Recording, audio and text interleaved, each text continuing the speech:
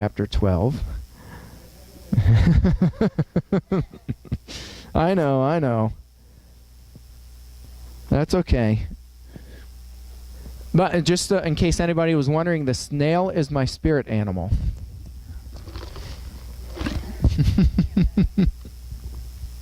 You don't understand that the snail is my spirit animal? It's just an animal that your spirit relates to.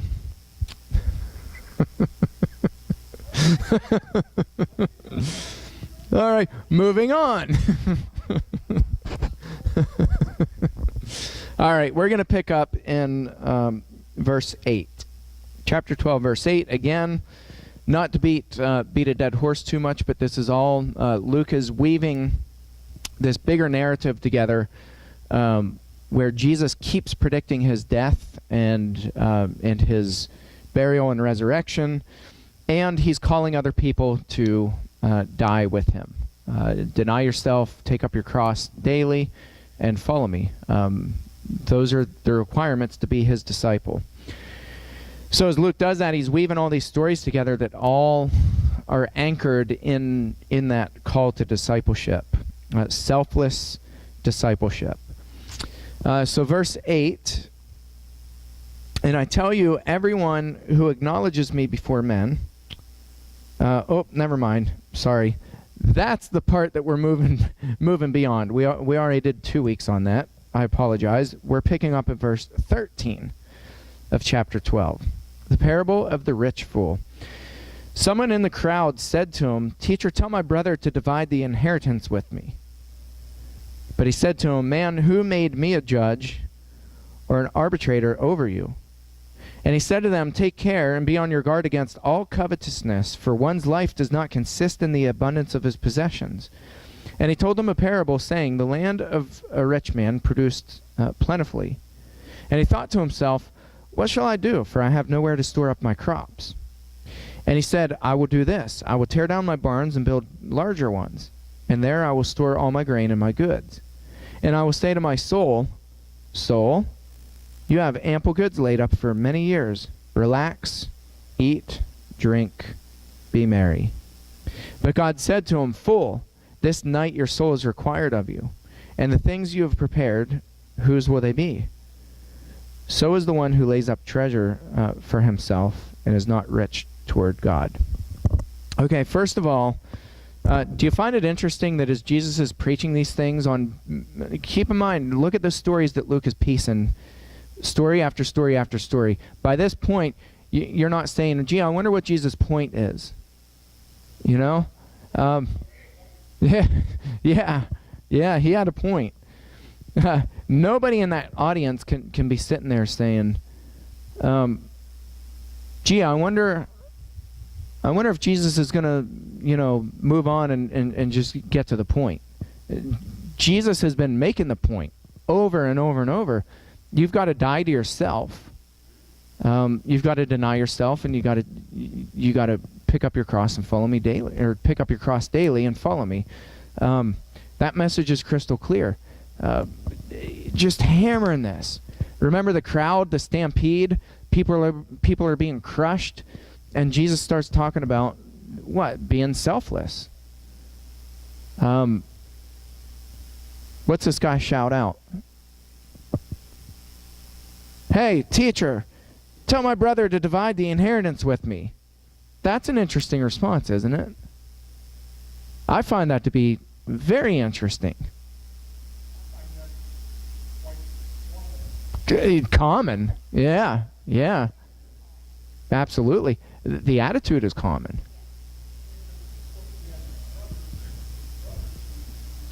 Yeah. That's right. That's an interesting point. My brother's the one with the problem. This guy won't divide his inheritance. What are you going to do about it, teacher? You're teaching about being selfless. My brother, that's a very good point. Isn't that interesting what we hear?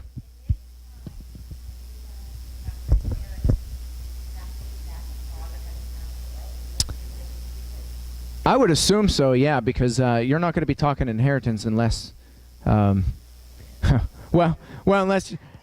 you're doing some dirty underhanded deals with the Korban. where, you're already anticipating mom and dad croaking so that you can, you can take your korban, and you take your inheritance money that you will receive, and you're required, Jewish people are required to take a portion of that inheritance and give that to God. That's, so they found a pretty cool way to get around that. And you got to credit them for being good businessmen, because they said, if you take a portion of that and gift that to somebody, you don't have to really give that over. And so they were basically gifting it to themselves. Yeah, and which is pretty clever. You got to give them credit for trying.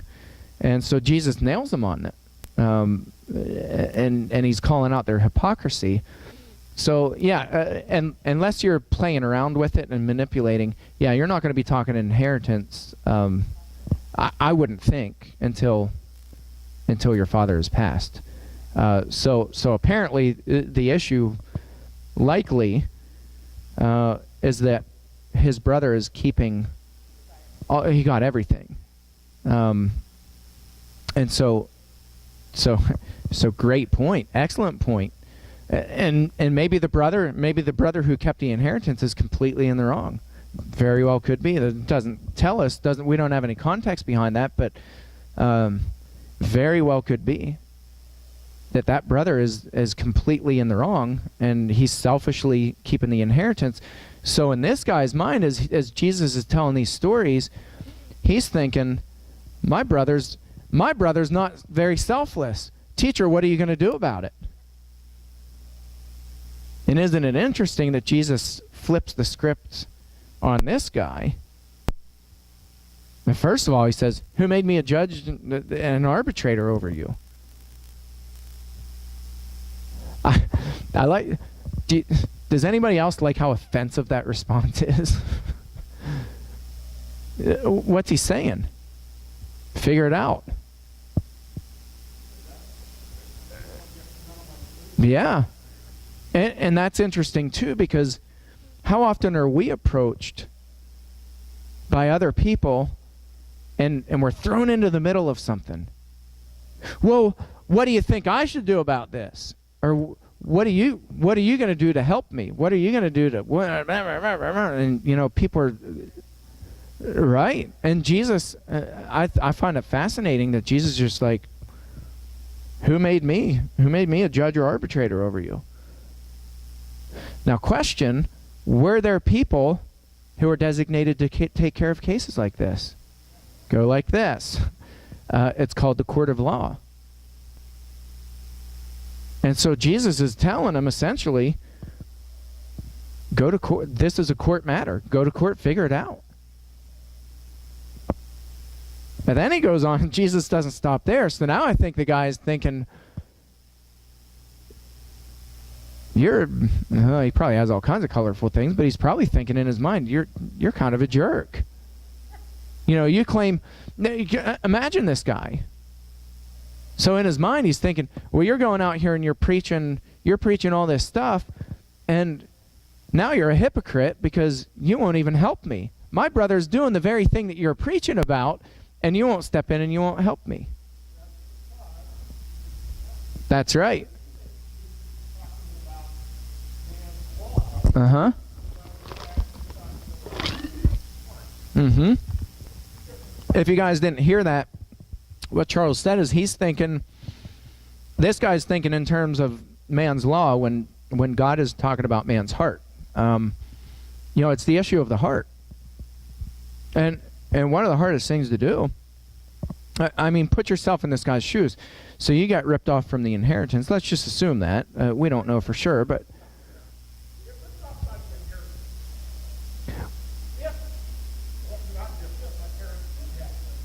Yeah.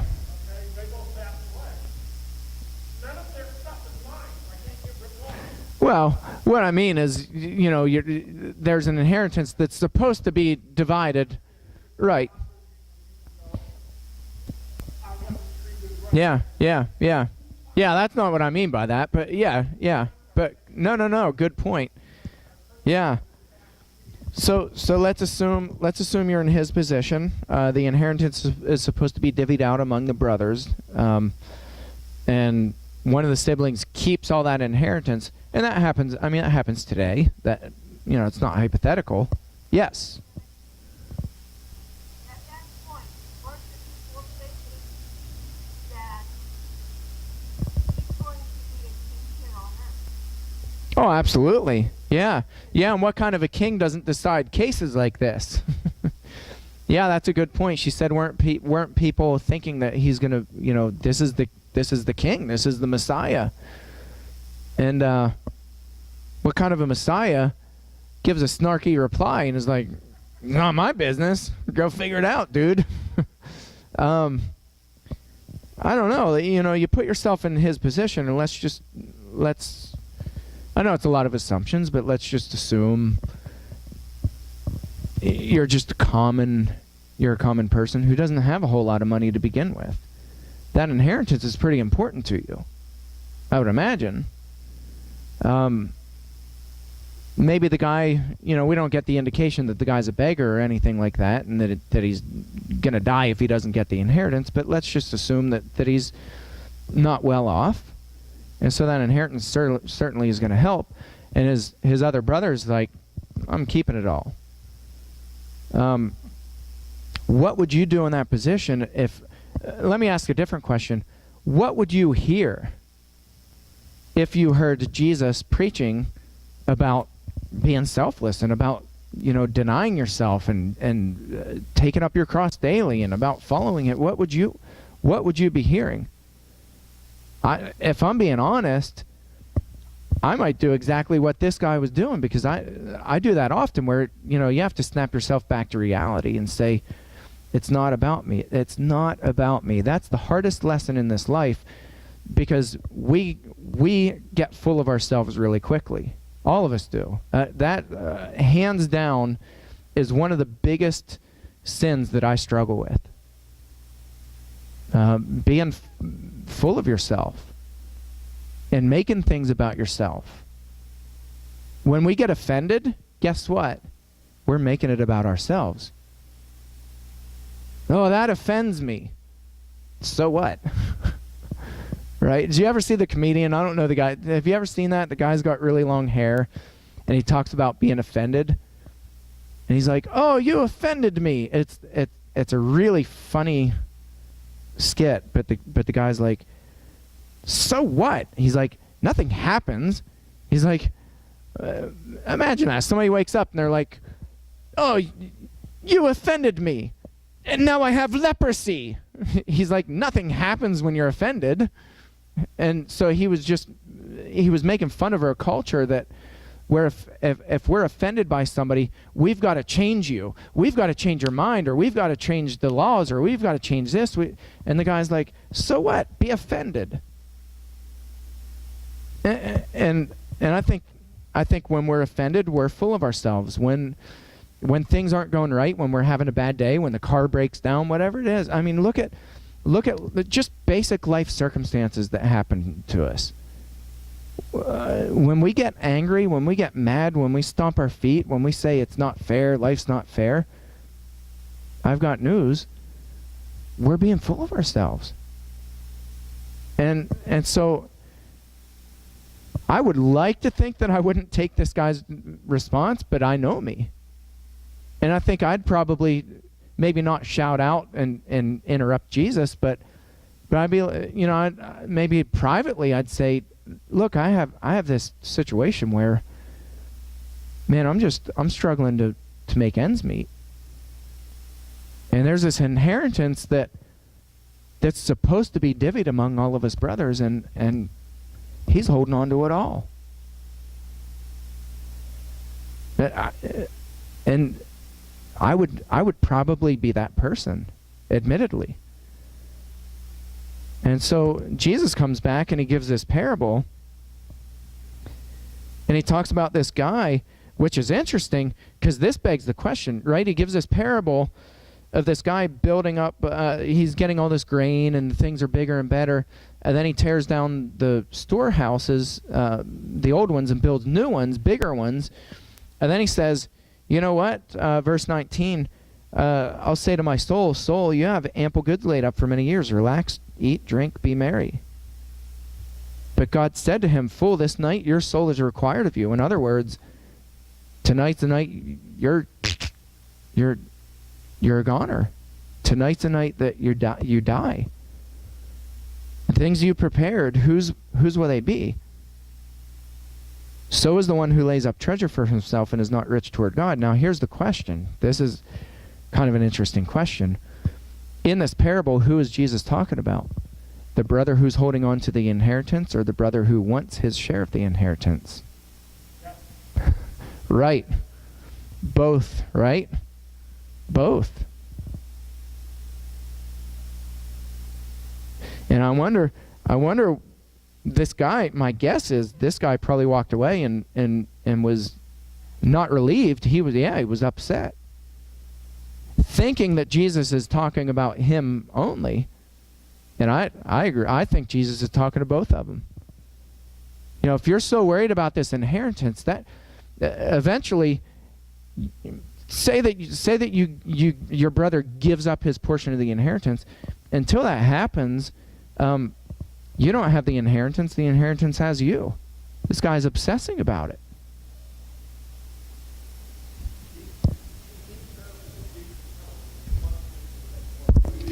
Yeah. But just story after story after story. Going on to the next one. Verse 22.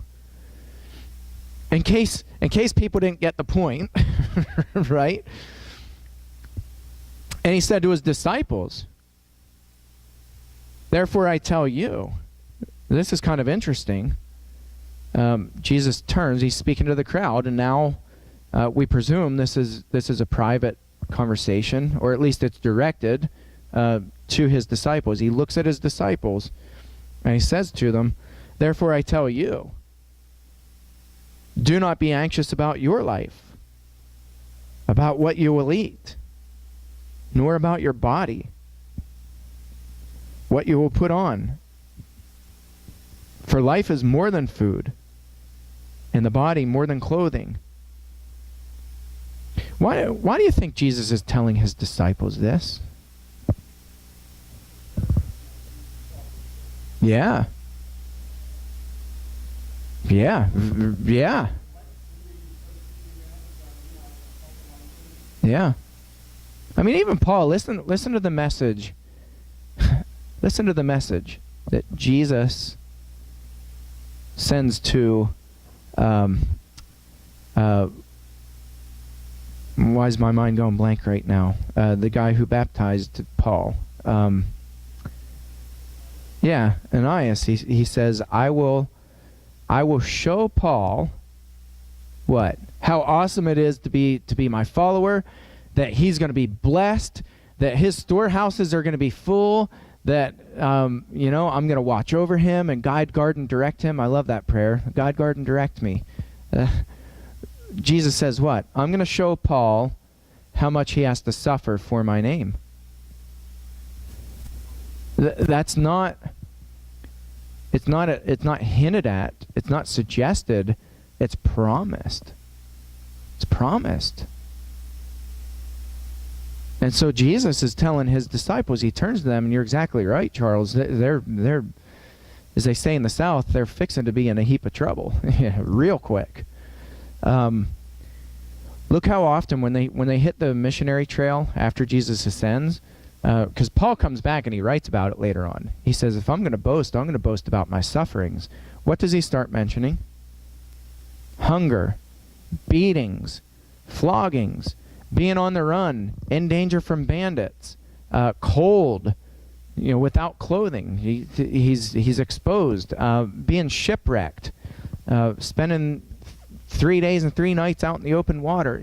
Paul's mentioning all these things that Jesus is mentioning way before.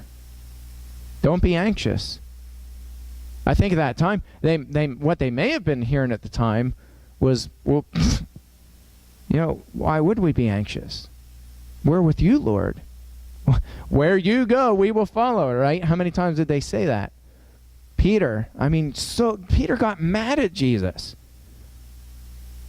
I will never deny you. I love the original language, the Greek, because in Greek they can do what we can't do in English. Like double negatives don't work in English. You can't say I can't not, right? Like we don't use double negatives. In Greek you can use double negatives, and when Peter tells Jesus, I will never deny you, it literally says, I will not never deny you. And then he uses this phrase which we translate it to forever, but literally it says into the ages. That's how they said forever, into the ages. So on and on and on. So he says, I will not never deny you forever. In other words, I will never, ever, ever, ever, ever, ever, I will never deny you.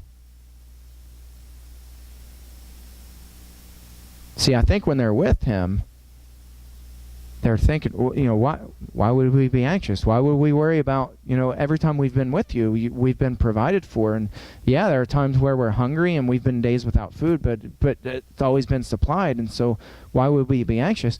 And Jesus, listen to what he says then. And then he goes on. For life, verse 23, for life is more than food, and the body more than clothing. Consider the ravens. They neither sow nor reap. They have neither storehouse nor barn, and yet God feeds them.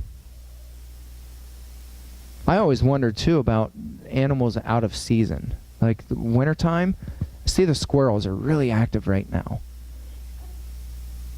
The birds everywhere. For those of you who don't like the cold and you're not outside, birds chirp all year round. I love going outside in the morning. You know what I hear? You know the little spring bird? You know that bird? By the way, what kind of bird is that? Little one. I don't know what they're called. Do you? Do you know, Sharon? I think it's a chickadee. A chickadee. There you go. So a chickadee, not until this year. Now I'm 38 years old. I know, I'm old, aren't I? Not until this year did I realize that a chickadee, which I didn't even know their poor guys, I don't even know their name. God has their little feathers counted. I don't even know what they're called. Until this year of my life, I never knew that those birds don't migrate. I always just assumed, because you never hear it, right? You're always like, oh, the chickadees are out. You hear that sound. Spring is here. Those little babies chirp all year round.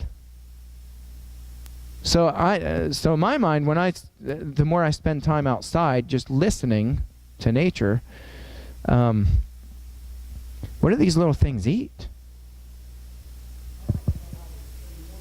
Yeah, I know. And it's been brutal temperatures too. We had that whole week where it was below zero, and I looked out in the yard. The little squirrels are running all over the place and having fun, and they're playing and wrestling each other. And but what are they don't have barns. Well, they store up nuts. Where do they put them? I know, but have you ever seen a nest? A squirrel's nest? I have. I don't find any nuts in them in the wintertime. Yeah. But it's fascinating, isn't it? He talks about these ravens. They don't have barns. Out of season, when it's not in season, they still find food. God provides for them. Of how much more value are you than the birds? Verse 25, and which of you by being anxious can add a single hour to his lifespan? That's a loaded question. How much time have all of us spent being anxious and worrying? I know, right? And I shudder to think how much of my life has been wasted being anxious and worrying. And here's the thing. Comparatively speaking, I'm not an anxious person.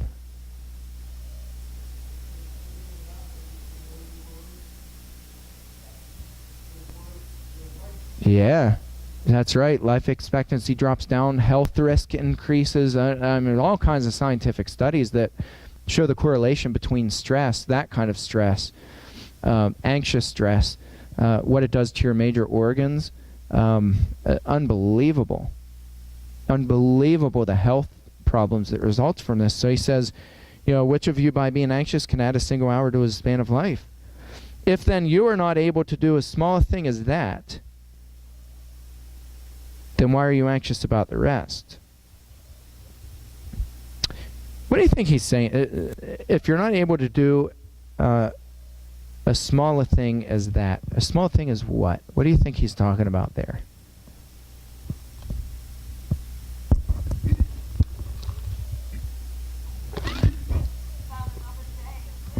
Yeah, not being anxious.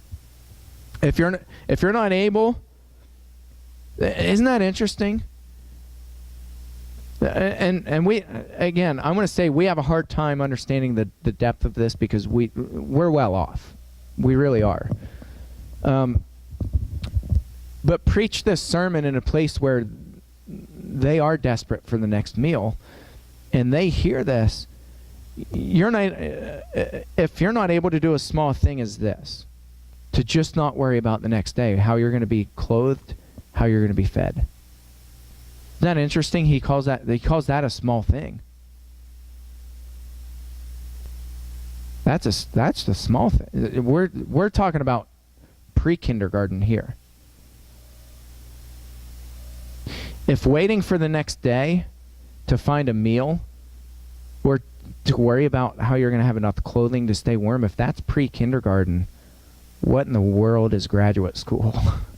Right? And keep in mind, he's speaking to his disciples. He's preparing them. If you're not able to do a small thing as this, why are you anxious about the rest? The rest of what? Yeah, you name it. Life. What's that? Yeah. Yeah. It's interesting. Paul was not an anxious person, but there were moments, weren't there, when Paul really worried. There were times when Paul, going into Corinth. That to me, that's one of the biggest moments. When Paul goes into Corinth, he's scared. He even writes about it. He writes about it in his first letter to the Corinthians. He says, when I came to you, it wasn't with wise and persuasive words, but it was with much fear and trembling.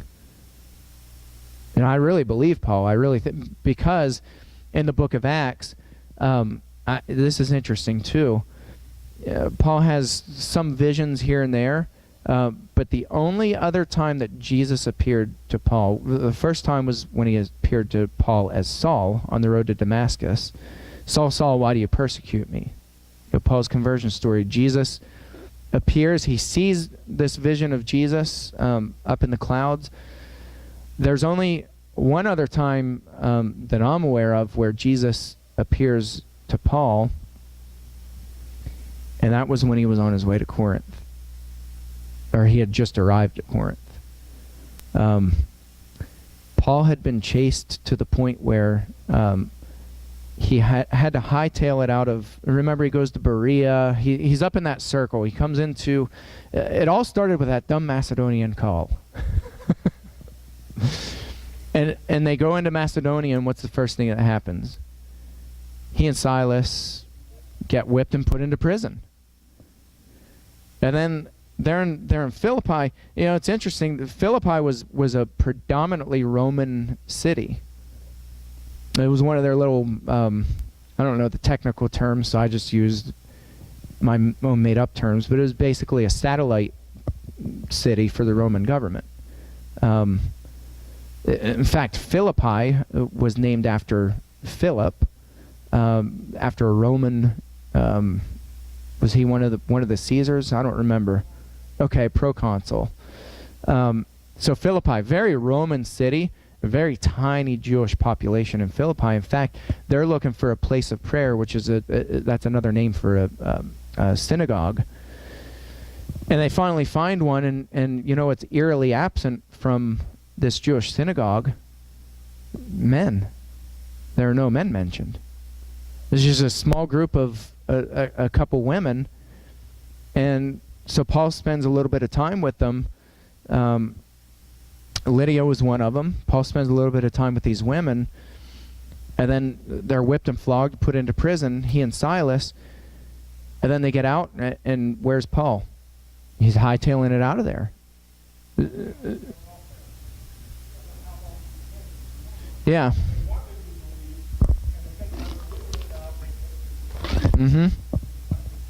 But my guess is not very long. Yeah. Yeah.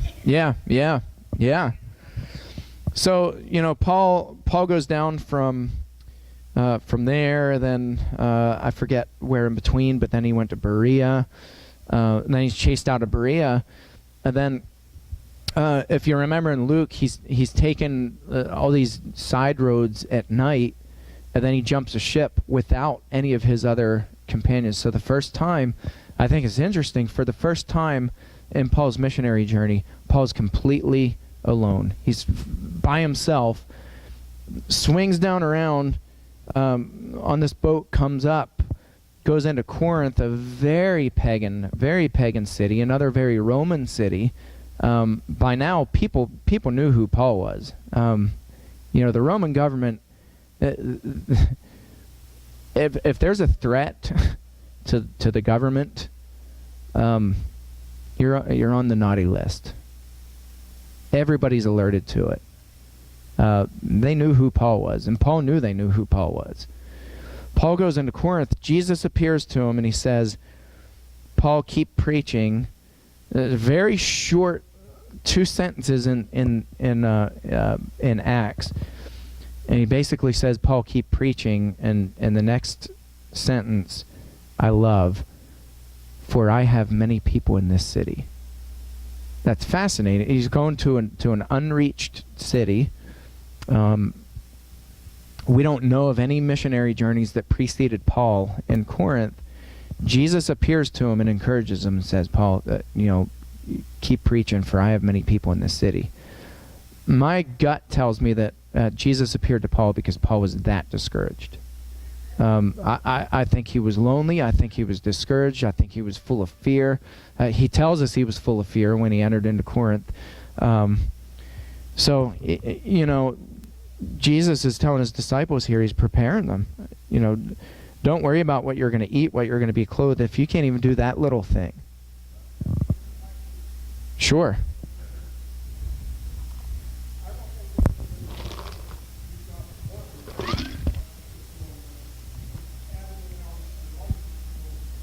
Yeah.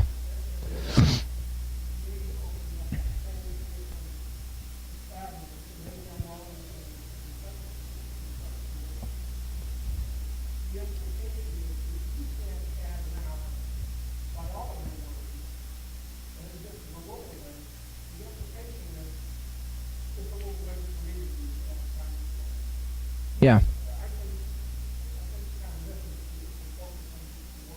Yeah.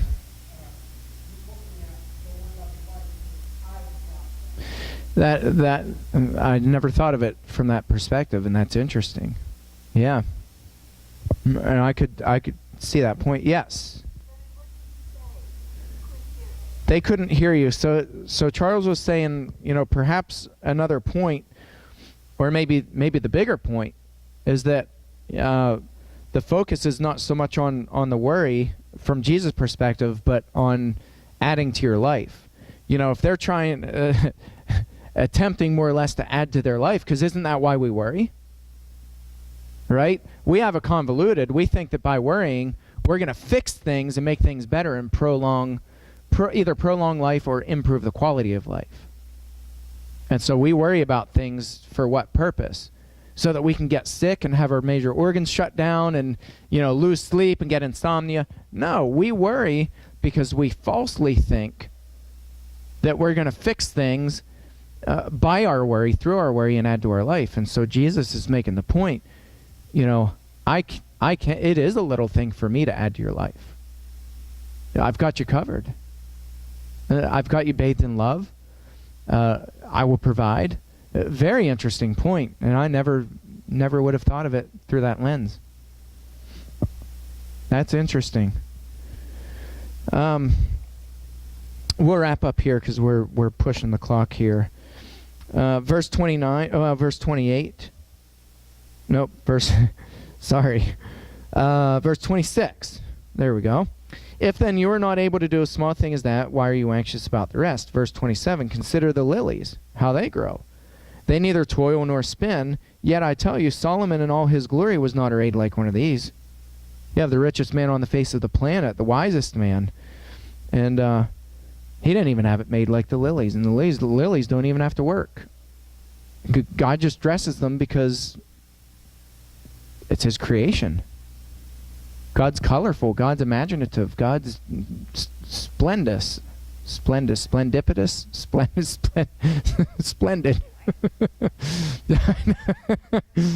I done did go to college, I'll tell you.